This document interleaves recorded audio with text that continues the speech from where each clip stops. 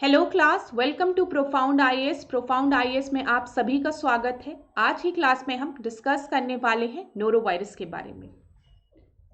अगर आपने आज की न्यूज़ चेक की है तो आपने ज़रूर पढ़ा होगा कि नोरोवायरस के जो केसेस हैं वो केरला में मिल रहे हैं।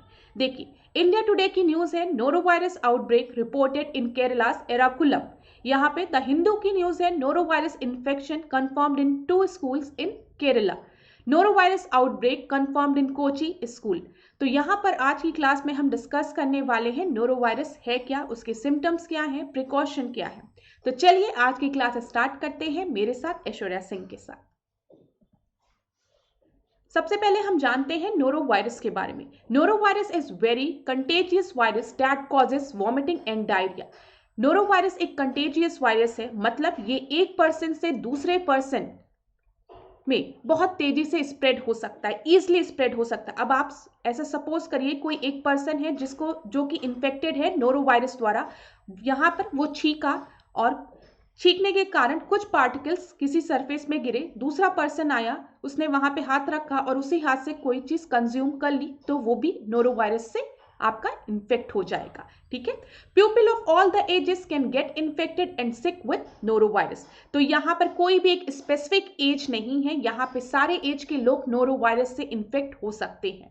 नोरोवायरस को स्टमक फ्लू, स्टमक बग भी कहा जाता है, क्योंकि norovirus causes inflammation of stomach and intestine. यहाँ पे जो नोरोवायरस है वो मेनली आपके स्टमक और इंटेस्टाइन को इफेक्ट करता है, जिसके की वजह से वॉमिटिंग और डायरिया होती है। और आप सभी को पता है, अगर किसी भी इंसान को वॉमिटिंग और डायरिया ज्यादा होने लगेगा तो उस केस में उसको डिहाइड्रेशन की प्रॉब्लम हो जाएगी, मतलब उसके बॉडी में जो पानी है उसकी कमी हो जाएगी। ठीक है। If you have a norovirus illness you can feel extremely ill. आपको बहुत थकावट होगी, आप बहुत कमजोर महसूस करेंगे, आपको वॉमिटिंग हो सकती है, डायरिया हो सकता है, और ये एक बार दो बार नहीं, सेवरल टाइम, जिसके की वजह से डिहाइड्रेशन बॉडी में हो सकता है, स्पेशली यंग लोगों में जो बहुत ओल्ड हैं। ठीक है, या फिर ऐसे लोग जो कि पहले से ही बीमार हैं।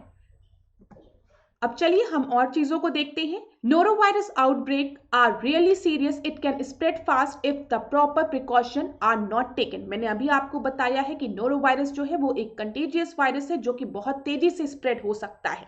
ठीक है। अब यहाँ पर सोर्सेस क्या है, एजेंट्स क्या क्या है नोरोवायरस के, ये हम देखते हैं। Contaminated water, food, they are the agent. ठीक है। इन्फेक्टेड, देखिए यहाँ पे देखिए, कंटामिनेटेड वाटर और अ food is the usual infective agent. लेकिन यहाँ पे नोरोवायरस आपका फीकल ओरल रूट के थ्रू भी हो सकता है। अब हम इसको समझते हैं। अब यहाँ पर देखिए, आप कोई एक इन्फेक्टेड पर्सन है, ठीक है। अब उसने कुछ वेस्ट प्रोड्यूस किया, अब इस वेस्ट में कुछ मक्खियां जाके बैठी, फ्लाइज जाके बैठे। अब ये फ्लाइज किसी के घर में गए, मक्खियां गई घर में गई, किसी के खाने पे जाके बैठ गई, उसने उस खाने को कंज्यूम कर लिया, तो उससे भी नोरोवायरस स्प्रेड हो सकता है। अगर इसके वेस्ट द्वारा कोई वाटर कंटामिनेट हो गया है गलती से, उसके भी थ्रू नोरोवायरस हो सकता है। कोई बच्चा है, उसको नोरोवायरस हुआ है, ठीक है, वो इन्फेक्टेड है नोरोवायरस से, उसका डायपर चेंज किया गया और ढंग से हाथों को वॉश नहीं किया गया, आपने उसको अपने माउथ पे लगा लिया, तो उस कंडीशन में भी नोरोवायरस हो सकता है। कोई आदमी है आपके बगल में, ठीक है, वो छींक रहा है, खांस रहा है, और आप उसके बगल में जाके खड़े हो गए, तो उस कंडीशन में भी नोरोवायरस हो सकता है। तो चीजें आपको समझ में आ रही होंगी। चलिए हम आगे बात करते हैं। नोरोवायरस स्प्रेड easily, अभी मैंने आपको बताया, people with the norovirus illness can set billions of the norovirus particle and only a few virus particle can make the other people sick. मैंने आपको बताया, कोई अभी छींक रहा है, उसने छींका, बहुत ढेर सारे नोरोवायरस के पार्टिकल्स निकले, दूसरा इंसान गया, उस पर हाथ रखा और फिर उसने कुछ कंज्यूम किया, उस कैसे भी करके अपने माउथ से, अपने हाथ से अपने माउथ को छुआ, तो उस कंडीशन में वो भी इन्फेक्टेड हो सकता है। अब जो भी इंसान नोरोवायरस के कांटेक्ट में आया है, मेनली वो सिम्टम्स डेवलप करता है 12 to 48 hours after being expose to the norovirus. ठीक है। And most people with the norovirus illness get better within 1 to 3 days। सही होने में 1 से 3 दिन लगते हैं। और अगर आप नोरोवायरस के कांटेक्ट में आए हैं तो 12 to 48 आवर्स के बाद आपको सिम्टम्स दिखने लगेंगे, डायरिया, वॉमिटिंग, ये सब चीजें होने लगेगी। ठीक है। अब यहाँ पर देखिए, you can get the noro virus from having a direct contact with the infected people, जैसा कि हमने आपको बताया, कंज्यूमिंग कंटामिनेटेड वाटर और अ फूड, ठीक है, touching contaminated surface and then putting your unwashed hand in your mouth. इतनी चीजें हमने डिस्कस कर ली। अब यहाँ पे कुछ सिम्टम्स है नोरो वायरस के, जैसे डायरिया, ठीक है, डायरिया हो सकता है, आपको वॉमिटिंग फील हो सकती है, आपको वॉमिटिंग हो सकती है, स्टमक पेट में दर्द हो सकता है, ठीक है। अदर सिम्टम्स में हेडेक हो सकता है, फीवर हो सकता है, बॉडी एक हो सकती है, लेकिन मेनली जो इसके दो सिम्टम्स है वो है डायरिया और वॉमिटिंग, जिसके के कारण बॉडी आपकी डिहाइड्रेट होने लगती है। अब now the follow these step to protect yourself and other from the norovirus. कोई भी फूड अगर आप कंज्यूम कर रहे हैं तो वो प्रॉपरली कुक्ड होना चाहिए, ठीक है।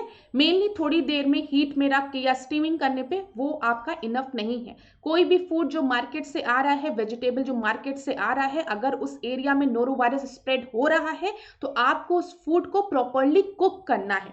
दूसरी चीज, कोरोना में आपने सभी ने ध्यान में दिया था कि लोगों से बोला जा रहा था कि अपने हाथों को प्रॉपरली वॉश करिए, ठीक है। तो दूसरी चीज ये होती है, जो भी फ्रूट्स हैं, वेजिटेबल हैं, क्लोथ्स हैं, कोई भी चीज जो कि आप बाहर से लेकर उसको प्रॉपर वे में वॉश करिए, फिर उसको कंज्यूम करिए, ये चीज याद रखिएगा। और अगर किसी भी पर्सन को नोरोवायरस हुआ है तो कुछ समय के लिए उसको अपने आप को आइसोलेट कर देना चाहिए, ठीक है, ताकि ये डिजीज जो है वो आगे स्प्रेड ना हो और जो उनका स्टूल है वो भी प्रॉपर वे में डिस्पोज हो। ऐसा ना हो कि उसमें मक्खियां आके बैठ जाएं या मच्छर आके बैठ जाए और वो कहीं किसी और सरफेस को आपके कंटामिनेट करे। तो ये कुछ चीजें हैं जो ध्यान में रखना है। सरफेस को प्रॉपर वे में क्लीन करना है, डिसइंफेक्टेंट का यूज करना है, जो कि आप सभी को पता है, कोरोना में सबको ये सब चीजें समझ में आ गई है।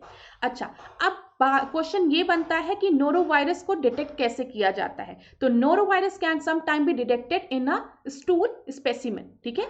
जो भी इंसान जिसको भी ये सब सिम्टम्स आ रहे हैं तो उसके स्टूल को कलेक्ट किया जाता है और फिर देखा जाता है कि उसको नोरोवायरस है कि नहीं, ठीक है। तो thank you so much class. आज के सेशन में हमने इतना डिस्कस किया। अब हम नेक्स्ट क्लास में आपसे मिलते हैं। अगर आपको आज की क्लास अच्छी लगी हो तो वीडियो को लाइक करना और शेयर करना ना भूलिए और प्रोफाउंड आईएएस की तरह प्रोफाउंड आईएएस के साथ इसी तरीके से बने रहिए। धन्यवाद।